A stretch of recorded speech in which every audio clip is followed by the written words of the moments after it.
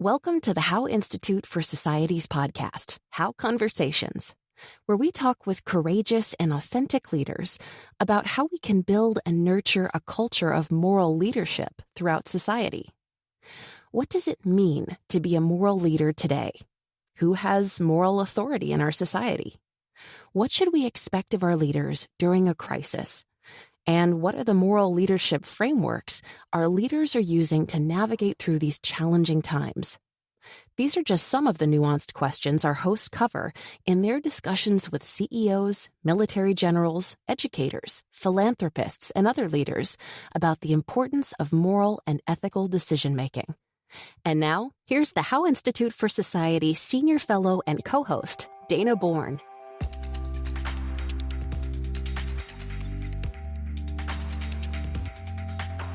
Hello, I'm Dana Bourne, a distinguished fellow in moral leadership at the How Institute for Society. I'm also a retired Air Force Brigadier General. For this installment of the How Conversations podcast, I had the honor of chatting with my former classmate from the Air Force Academy and former Chief of Staff of the Air Force, retired U.S. Air Force General David Goldfein. David Goldfein, he prefers to go by Dave now that he's retired, dedicated his life's work to serving the United States, notably referring to his job as a sacred duty. During his time as a command pilot, he was shot down, rescued, and led missions to rescue others. By the time General Goldfein, Dave, retired in 2020, he was the Chief of Staff of the Air Force, overseeing almost 700,000 servicemen and women, and a tremendous responsibility, one that he did not take lightly. I was grateful to have the opportunity to talk to Dave about the importance of serving with humility, courage, and building a strong moral character. I hope you enjoy our conversation. I want to start with asking you a question that you love to ask airmen. And I know you said this when you went to the Air Force Academy, that you like to go up and ask airmen, tell me your story. What led you to service? And so I'd like you to share some of your story. What led you into service? Yeah, I will. But Dana, I'm going to start off by just reminding anybody here that you served as well. And not only were we classmates, but we were squadron mates. And you were the first in our class to make flag general officer and to serve as the dean there. And so thank you for your incredible career in service. So my story is not really that unique. My father was an Air Force veteran, 33 years, Vietnam veteran, fighter pilot, flew F-4s. My older brother went to the Air Force Academy class of 78 and graduated as the cadet wing commander there. And so it just sort of seemed to be the natural progression for the Goldfein boys to go into the Air Force and to the Air Force Academy. I will tell you, I had two very unique experiences at the Academy that we can talk about. The first 2 years, which were quite a bit of a struggle, and the last 2 years that were quite a blessing. Yeah, let's talk a little bit about that, because you participated in a program called Stop Out, which was to take a year off between your first 2 years and your second 2 years. And at the How Institute for Society, Doug Seidman, our CEO and founder, talks about when you hit pause on a machine, it turns off. But when you hit pause on a human, it actually begins or starts. And you did that. You took a full year off. And I'd like for you to share with us a little bit about why and what you learned in that pause for your year off. Well, you may remember, Dana, I was struggling a bit at the Academy academically. I think I was hovering at a 1.9 to 2.0 GPA, and I was just not doing that well as a cadet. And I think the Academy leadership, we sort of made a mutual decision that I could probably use a year to get my act together, quite frankly.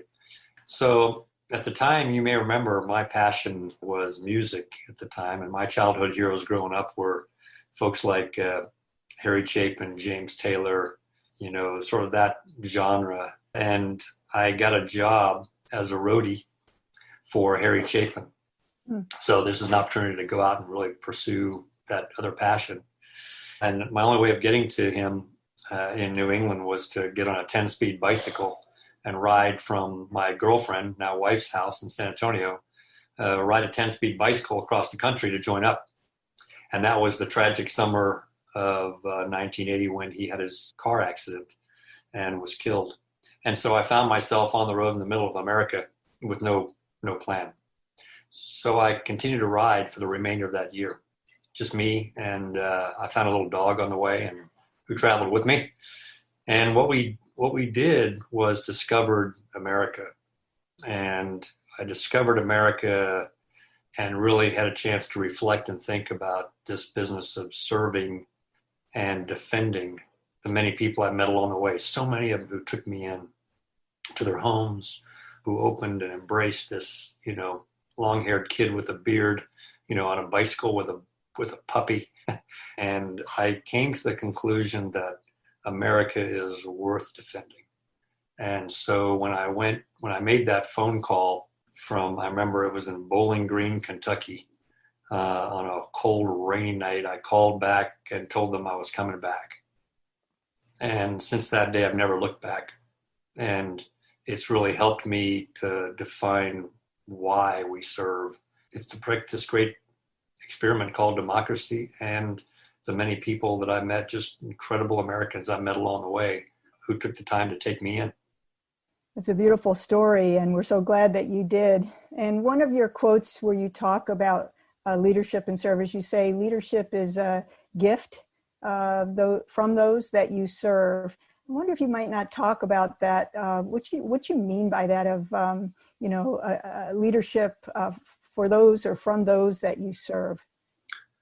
We often, I think, as leaders grow into these positions of responsibility, and we start going off the tarmac when we start believing that we're entitled to any particular things as leaders, or that the folks around us that we're privileged to serve are honoring the person over the position. At the position of chief or a higher level, I had a personal security team.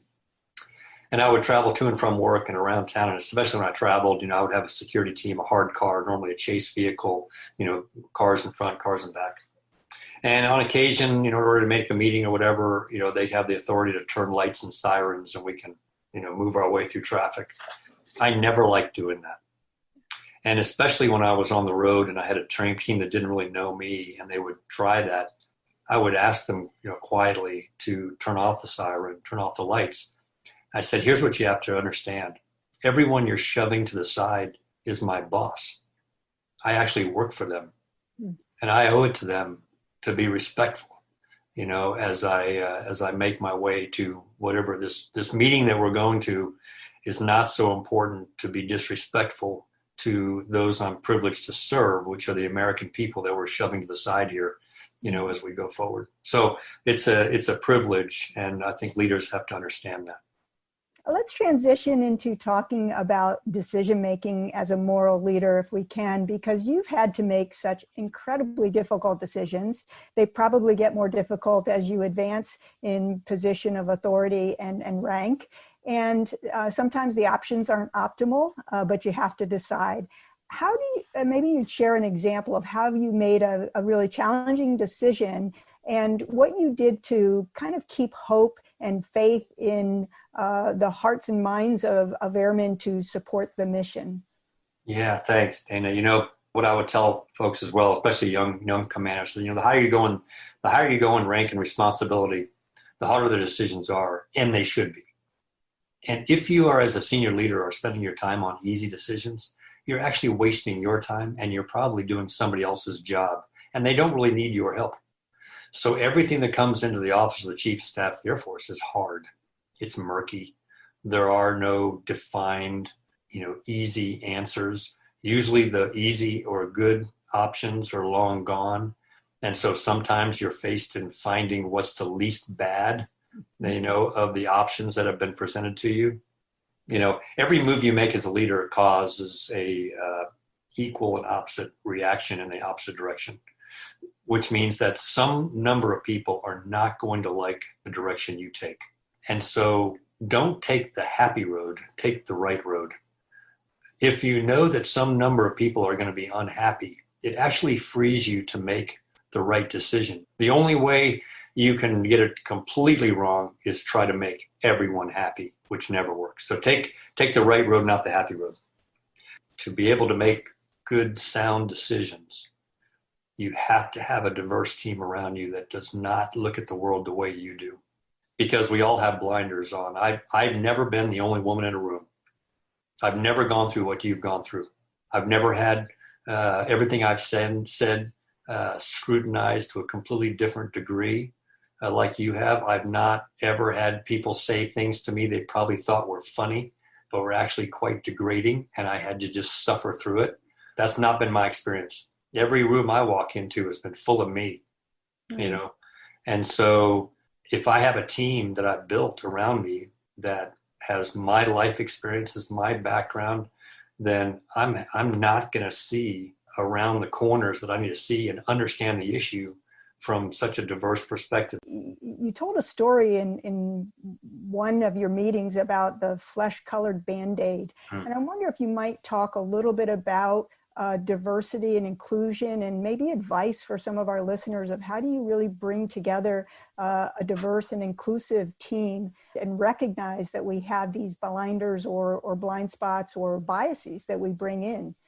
The story, very quickly, is I had a senior NCO, Chief Master Sergeant, walk into my office when I was a young squadron commander and said, "Hey, sir, this ought to make you mad because it makes a lot of your airmen mad." And he threw this box on my desk of Band-Aids. And so I looked at him and went, "Hey, what are you talking about? I don't get it. What does this have to do with it? Flying operation." He said, "Well, read the box." I said, "Johnson & Johnson, flesh-colored Band-Aids." I said, "Hey, Chief, what are you talking about?" He said, "Well, I'm going to show you." And he ripped a Band-Aid out, put a pink Band-Aid on his black skin, and it shone like a beacon. He looked at me, he sort of winked, and he said, that ought to make you mad because it makes a lot of your airmen mad. And he walked out. All right, so I share that story because it's a visual, I think, that you can get in your head that I couldn't see it. There's no way. I could have sat there for weeks staring at the thing. There's no way I could see it. It's blinder, right? What other color would flesh-colored Band-Aids be but pink? So it's what I put on every day, or whenever right? It's what I'd use. It's what, again, the world sort of just, it's not the same experience. So we have these blinders.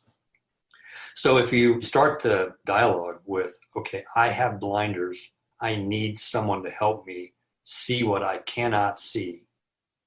And diverse teams perform better and come to much better solutions, much more creative solutions.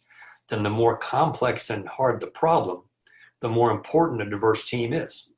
So you get the very highest levels of government when you're talking about being a joint chief and you're talking about being a chief of an organization and responsible for the national security of the nation. I can't think of an area where diversity and diverse teams are more important. To me, it's a warfighting imperative in the military. And perhaps in business, it's also an imperative that we have to have diverse teams to be able to create the solutions that we need to some of our most complex challenges.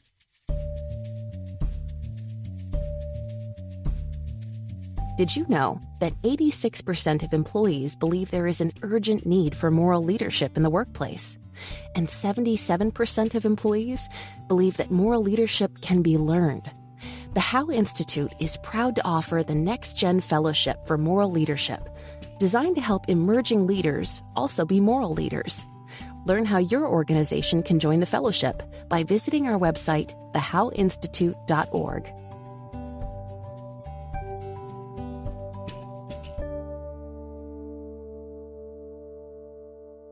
Of all the characteristics that you would say are important for leaders, specifically moral and ethical leaders, what's one characteristic that you say is kind of the preeminent or most important characteristic? Throughout my time, I would get the question like this, especially I love the ones from young airmen. I mean, my probably one of my funniest moments, great moment, was I went down to Lackland Air Force Base, basic training, and they picked a certain, a selection of cadets or trainees because they hadn't earned the title airman yet, and they chose them to sit with me and have lunch. And there was this young woman who was young lady was sitting across from me, basic, 19 years old, looked at me and she said, "Hey, sir, I got a question." And she pointed this to the stars, and she goes, "How do I get some of those?" And I just chuckled. I said, "Well, being selected from all of your peers to have lunch with the Chief of Staff of the Air Force is not a bad start." I said, "But most importantly for you to think about at every level is character being the foundation of any successful leader." In the Air Force terms, what I would tell young commanders, especially and senior NCOs, I said, unless you got an Oscar on your shelf somewhere for just great acting, the airmen in our Air Force are so wicked smart. They're going to see right through a say-do gap. They will see right through you. And so we live in a glass bubble, in a fishbowl, and we ought to welcome that. From the moment you open the door to your home and step out on the landing to the time you close that door, 12, 14, whatever many hours later, you're on. And the higher you go in leadership positions, the loneliness that comes with leadership is not that there are not plenty of people around you. It's that you are more and more responsible for the outcome of the decisions that you make. Mm-hmm. And when you're having those quiet moments, when nobody else is around, and you're thinking through a decision, what you always go back to, what we all always go back to, is that core of our being, which is our character. How do we act when no one's watching? Mm-hmm. How do we handle the little things, the small decisions? So it's not only the secret to success for that young, basic who wants to become a general officer, but it's the secret for all of us that without character as the foundation, the rest doesn't matter. There was a period of time in our military where we got a little bit out of balance, I think, probably in the middle years of the war against violent extremism. We started valuing competence over character, and we got a bit out of balance. And we had a series of, tragic actions, Abu Ghraib, Sergeant Bales. I mean, we had a series of tragic tragedies that went right to the heart of who we are as a military representing this great experiment called democracy. And I think we all in leadership positions worked to right that ship a bit, to make sure that both character and competence are equally valued in leadership. So I'd say that character is the foundation. And my sense is from your answer, it's not only from at every level within the military, across all sectors, and the private sector as well as the military, clearly. I'm wondering if you might talk a little bit about that, linking the military and civilian lenses together with regard to risk. As you pointed out, the risk in some of the work to be done and the impact of the potential outcomes based on what you do or do not do, having, guided by character. How do you think about risk from a military lens for civilian, but also maybe what we learn from civilians in the military? Yeah, thanks, Dana. My first few months as chief, I had sit-downs one-on-one with as many CEOs as I could talk to. And I said, I've never been a CEO.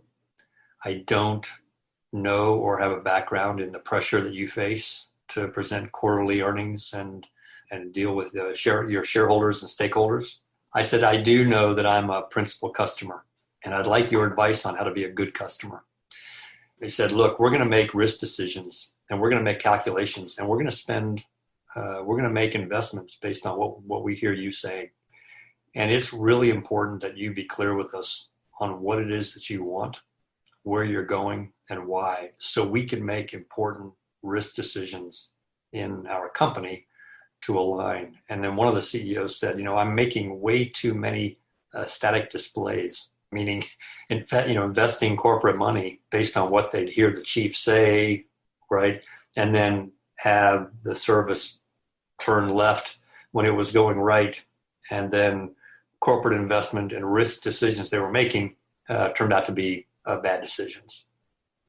So for me, what I tried to do was, from that series of discussions, I sat back and thought, all right, where can I take the service and how do I maintain consistency with the message so that my business teammates are making smart risk decisions? And I settled on 3 words that sort of hopefully define the tenure: joint warfighting excellence. Anything we did, any movement we made would improve the Air Force's ability to fight jointly with our joint teammates, allies, and partners, and be more combat capable. And as long as we were making decisions linked to that fundamental strategy, then we would be consistent. And then I could help them with making clear risk decisions that would actually become profitable for them, which we want, and would benefit the service in terms of making us more combat capable. Sounds like a win-win exchange that happened there, leading to greater character at a company, organizational level, and a relationship level. Humility just oozes from you. And I think as we talk about the virtue of humility, it's actually service in action, which has been your life journey. Someone quoted you as advancing and enlarging the prospect of peace. And I know in our own conversation with each other that drives you, and developing moral leaders is also something that you're incredibly passionate about. Developing moral leaders with humility is perhaps as important today as at any time in our history. You know, we are the 800-pound gorilla, right? When I, just to give you an example, as Air Component Commander in Central Command, I commanded the 3rd largest Air Force in the world as a 3-star commander, let alone being the Chief Staff of the Air Force. It would be so easy to walk in and just be the bulldog in the room. But the problem with that approach is that we have as much to learn as we have to offer. And especially when it comes to the cultural understanding of the region, no one can substitute for those who have grown up there that know. And so internationally, it's so important to be humble when you approach problem solvers. When we went into COVID, we built a network of over 120 air chiefs that we built sort of a chat room approach where we could share what we were learning and thinking about. And we learned so much from the Italians, who were sort of the first ones that were having to deal with COVID, right? Great discussions with my Japanese air chief counterpart. So throughout the world, we had this ongoing discussion about how to contribute as a U.S. military and as air forces to this global pandemic. And that would never have happened if the first shot out the bow would be, hey, let me tell you everything that we're doing, and you need to get in line with us. Not only is it disrespectful, but it shuts off learning opportunities. And so I do believe that both individually and collectively, it's time for us to show a bit of humility. I'm a guy you mentioned at the beginning who is alive today because of some young men, because women weren't in special operations at the time. Some young men who risked everything, got shot at to rescue me from, getting shot down. I owe these guys my life. That makes you a little bit humble. And so I do believe that it is not a sign of weakness to be humble and bring humility to the table. It's actually a sign of strength. Well, you certainly bring that strength to everything that you do. And I just want to thank you for participating in this How conversation on moral leadership. And we wish you all the very best in the next chapter of your journey. And we salute you and we thank you deeply. Thank you, General Dave Goldfein. Dave. Thanks, Dana. And thanks to you too for your incredible leadership at our Air Force Academy and throughout your career, and now at the Howe Institute, and for taking on this important topic. I'm honored to participate.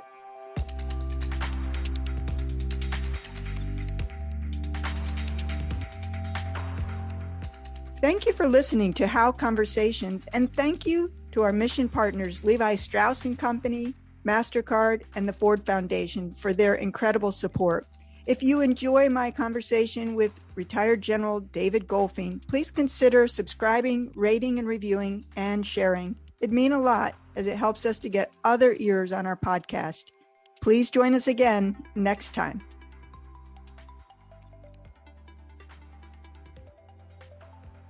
The Howe Institute for Society seeks to build and nurture a culture of moral leadership, principled decision-making, and values-based behavior to elevate humanity. To learn more about our work, please visit our website, thehoweinstitute.org, and follow us on LinkedIn and Twitter at The Howe Institute.